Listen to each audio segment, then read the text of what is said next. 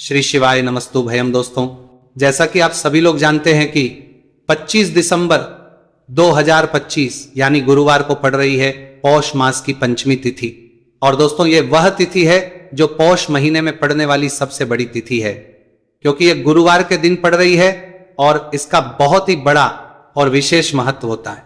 पूज्य गुरु जी ने कहा है कि अगर कभी भी मौका लग जाए और पौष महीने की पंचमी तिथि गुरुवार को पड़ जाए तो आप लोगों को 7 चने की दाल वाला उपाय तो अवश्य ही करना चाहिए। इन दोनों का संयोग बहुत कम आता है। और इसी के साथ में गुरुजी ने अपनी शिव पुराण कथा में बताया है कि इस दिन आपको 7 चने की दाल वाला उपाय तो आपको अवश्य ही करना चाहिए, क्योंकि ऐसा दिन पूरे साल में सिर्फ एक ही बार आता है। और दोस्तों, आप सभी लोग जानते हो कि गुरुवार पंचमी तिथि का अगर सबसे बड़ा कोई उपाय है तो 7 चने की दाल वाला उपाय है। तो दोस्तों, इस गुरुवार पंचमी तिथि के दिन आप लोगों को इस 7 चने की दाल वाला उपाय को जरूर करना है। बहुत सारे लोग होंगे जिन लोगों ने इस उपाय को ना किया हो, मतलब पूरा साल निकल गया, उन्होंने किसी भी दिन इस 7 चने की दाल वाला उपाय को ना किया हो। पर दोस्तों, आपके पास एक आखिरी मौका बचा हुआ है, जो कि 25 दिसंबर गुरुवार पंचमी तिथि के दिन है।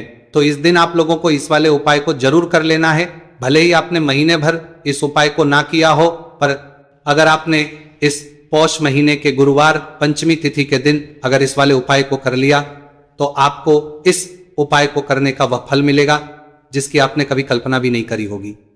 इसीलिए आप लोग इस वाले उपाय को एक बार जरूर कर लेना है, ताकि आप लोगों के हाथ से ये मौका ना जा सके और आपको इस उपाय को करने का फल मिल सके।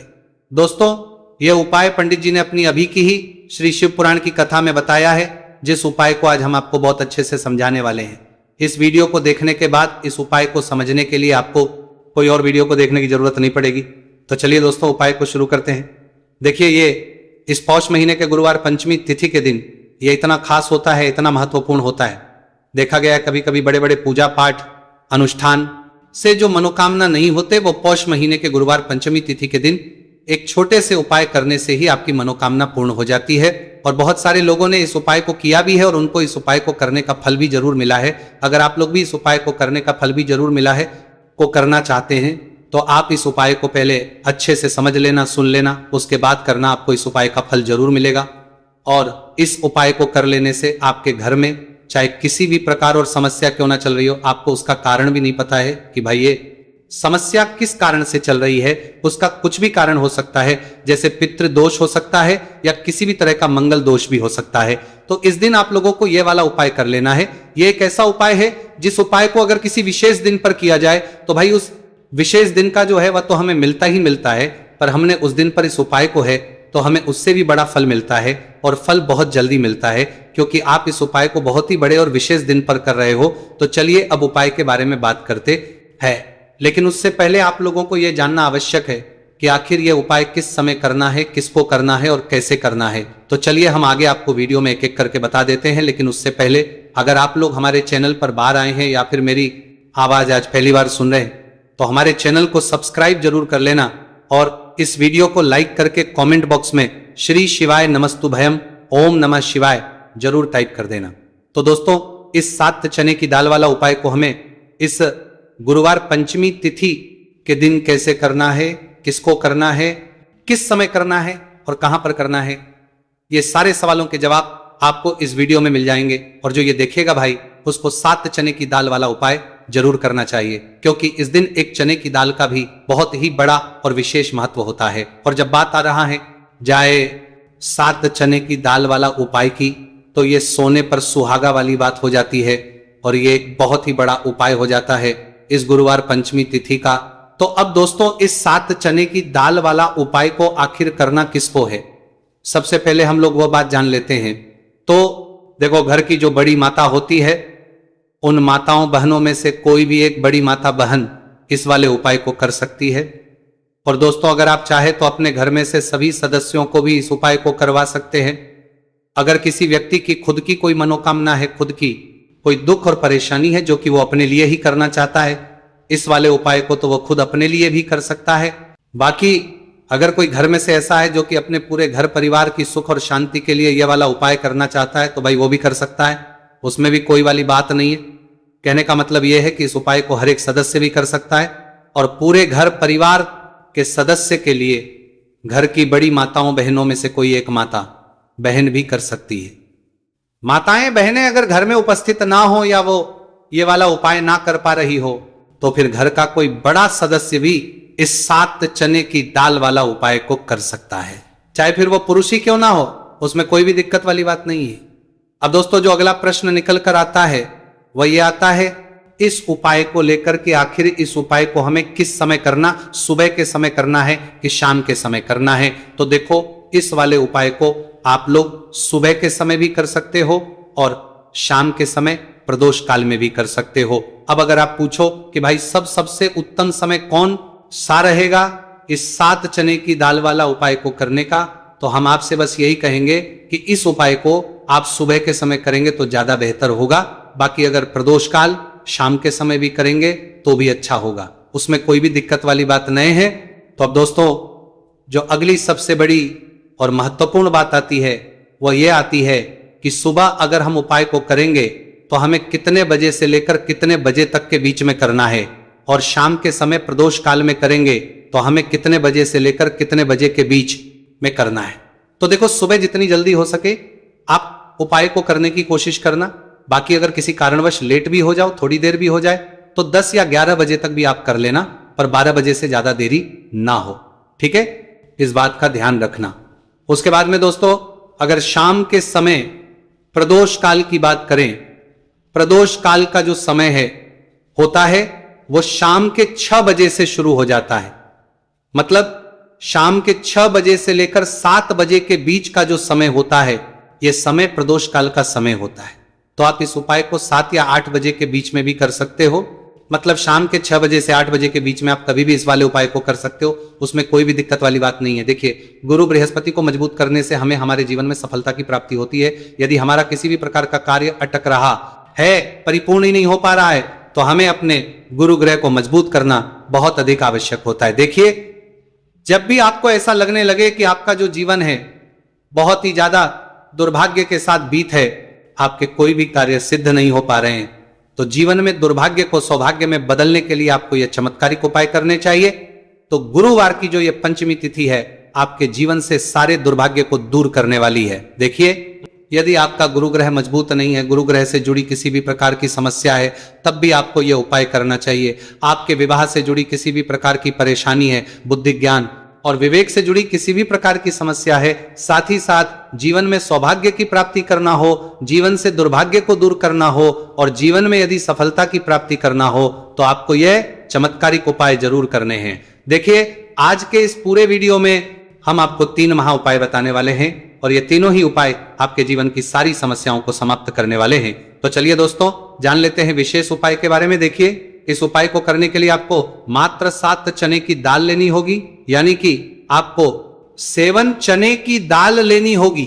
देखिए चने की दाल जब भी आप लेंगे तो ये कहीं से भी टूटी हुई भी खंडित नहीं होनी चाहिए, इस बात का आपको विशेष कर ध्यान रखना है। इसी के साथ में आपको एक तांबे के पात्र के अंदर शुद्ध जल लेना होगा और इसी के साथ में आपको एक स्टील की कटोरी लेनी होगी जिसमें आपको शुद्ध जल लेना है।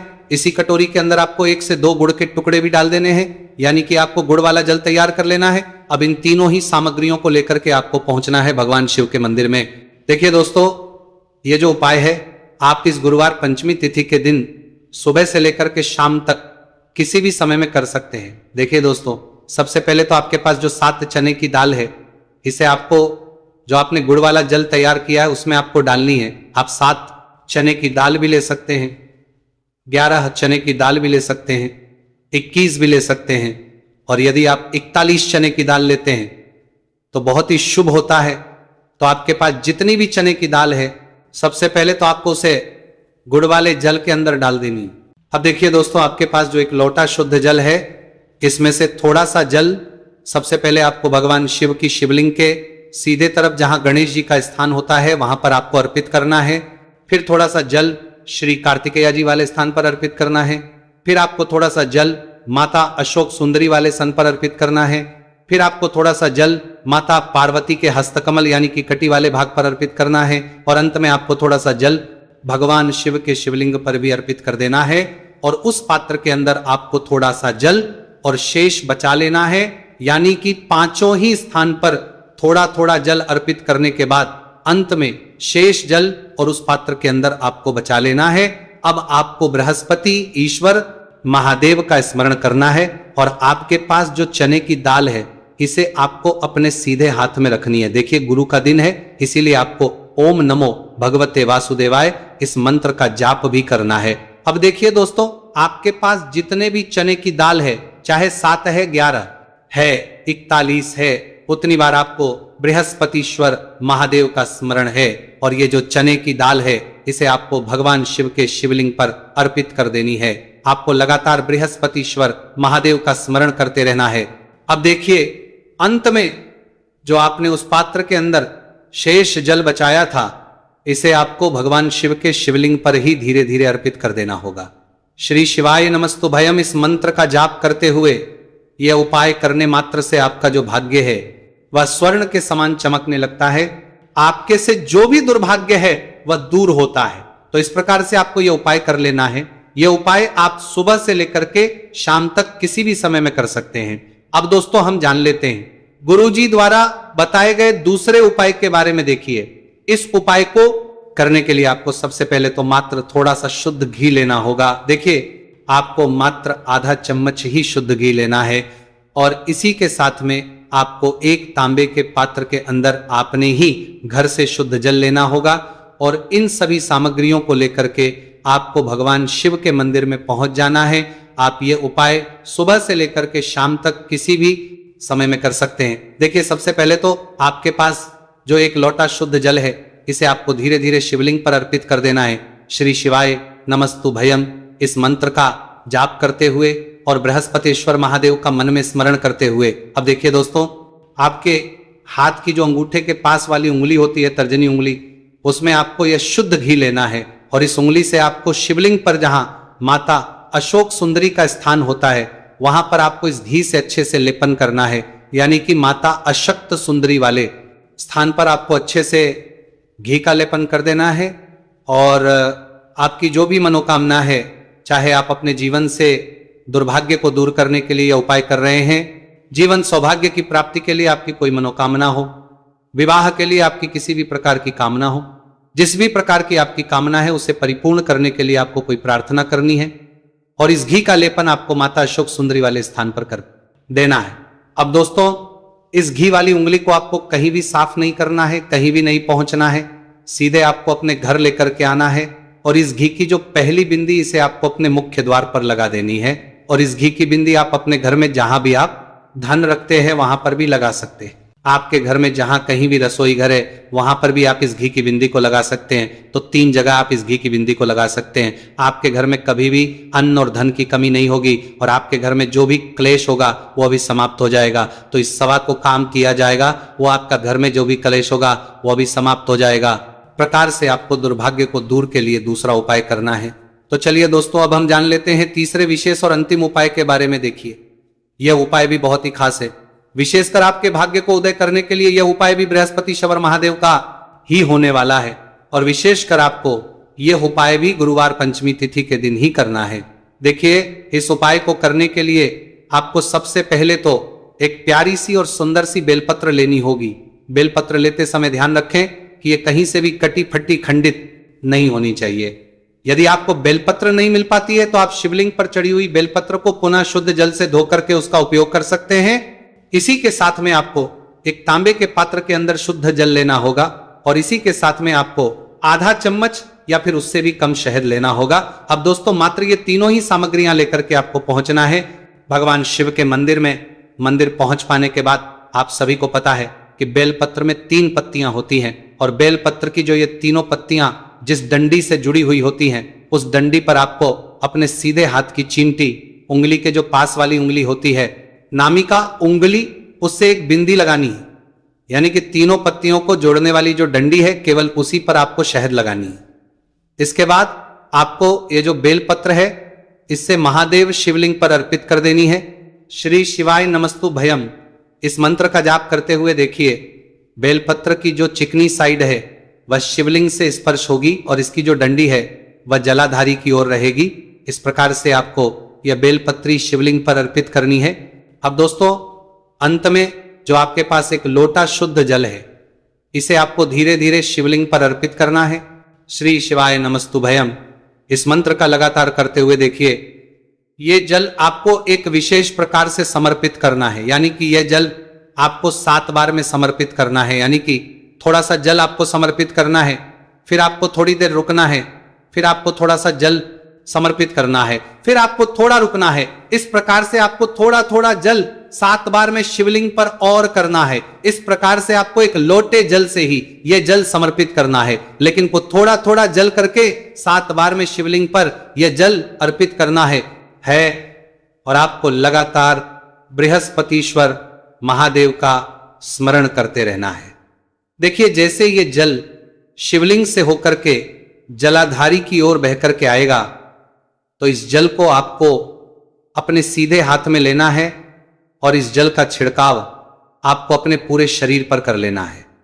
बृहस्पति महादेव का मन में स्मरण करते हुए ये जो उपाय है आपके भाग्य का उदय करता और आपके जीवन से दुर्भाग्य को दूर करता है। तो बहुत ही आसान सा उपाय है। इस उपाय को भी आप इस गुरुवार की पंचमी तिथि पर करके जरूर देखना, आपको निश्चित ही लाभ होगा। तो दोस्तों,